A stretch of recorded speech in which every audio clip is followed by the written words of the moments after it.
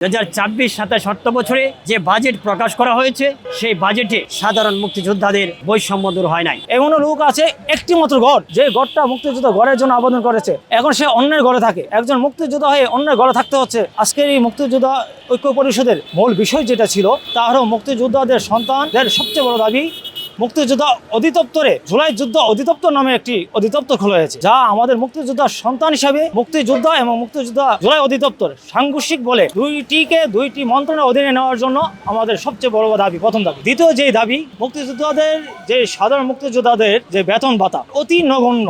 এই সমাজে নিত্যপণ্যের যে দাম, এই দামের সাথে মুক্তিযোদ্ধাদের যে মাসিক ভাতা দেওয়া হয় তার ভারসাম্য অনেক হয়ে গেছে। দেশের প্রত্যেকটা মুক্তিযোদ্ধা এখন অসুস্থ, প্রত্যেকের বয়সী 70 অধিক, 75-80 হয়ে গেছে। তাদের চিকিৎসা সহ বিভিন্ন সময় বিভিন্ন অর্থের প্রয়োজন, যা একজন মুক্তিযোদ্ধায় 20,000 টাকার মাধ্যমে হয় না। বিভিন্ন মুক্তিযোদ্ধাদের ছেলের সন্তান নেই, শুধুমাত্র মেয়ের সন্তান, তাদের ঘরে উপার্জনের কোনো সুযোগ নেই। বহু মুক্তিযোদ্ধা আহত, যারা মুক্তিযোদ্ধা আহত হওয়া সত্ত্বেও তাদের ভাতা পাচ্ছে না, এবং বিভিন্ন জায়গায় মুক্তিযোদ্ধাদের ঘর নির্মাণের কাজ স্থগিত হয়ে রয়েছে। বিভিন্ন কারণে মুক্তিযোদ্ধাদের ঘরগুলা অসম্পূর্ণ হয়েছে, তাদের চলাচল মানে ঘরের সংসার চলা বড় কঠিন হয়েছে। এমন লোক আছে একটি মাত্র ঘর, যে ঘরটা মুক্তিযোদ্ধা ঘরের জন্য আবেদন করেছে, এখন সে অন্যের ঘরে থাকে। একজন মুক্তিযোদ্ধা হয়ে অন্যের ঘরে থাকতে হচ্ছে শুধুমাত্র ঘরটি সম্পূর্ণ না হওয়ার কারণে। মুক্তিযোদ্ধাদের যে চিকিৎসা ভাতা দেওয়ার কথা সেটি পরিপূর্ণ পাচ্ছে না। বিশেষ করে মুক্তিযোদ্ধা স্ত্রীদেরকে একটি চিকিৎসা ভাতা দেওয়ার কথা ছিল পূর্বে, যা এখন পর্যন্ত কার্যকর হচ্ছে না। বীর মুক্তিযোদ্ধা পরিবারের 11 দফা দাবি বাস্তবায়নে মাননীয় প্রধানমন্ত্রী বরাবর 10 মে একটি স্মারকলিপি প্রদান করেছিলাম, যাতে করে এই বাজেট অধিবেশনের আগে যাতে মুক্তিযোদ্ধা পরিবারের সাধারণ মুক্তিযোদ্ধাদের বৈষম্য দূর করা হয়। কিন্তু অত্যন্ত দুঃখ প্রকাশ করছি, 2024-27 অর্থ বছরে যে বাজেট প্রকাশ করা হয়েছে সেই বাজেটে সাধারণ মুক্তিযোদ্ধাদের বৈষম্য দূর হয় নাই। আমরা আশা রাখছি সংশ্লিষ্ট মন্ত্রণালয়ের মাননীয় মুক্তিযোদ্ধা মন্ত্রী রয়েছেন, মাননীয় প্রধানমন্ত্রী রয়েছেন, উনি একজন মুক্তিযোদ্ধার সন্তান, প্রতিমন্ত্রী রয়েছেন, উনিও একজন মুক্তিযোদ্ধার সন্তান।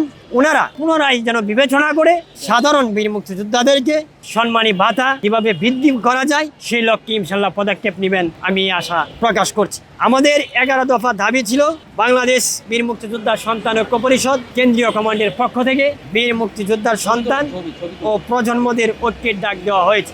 পাশাপাশি সমগ্র বাংলাদেশ প্রত্যেকটি বিভাগে, প্রত্যেকটি জেলায়, প্রত্যেকটি উপজেলায়, প্রত্যেকটি ইউনিয়নে, প্রত্যেকটি ওয়ার্ডে, প্রত্যেকটি মহল্লায় আমরা আহ্বায়ক কমিটি দিয়ে যাচ্ছে। 2 নম্বর দাবি ছিল রাষ্ট্রের শ্রেষ্ঠত্বের সাংবিধানিক স্বীকৃতি।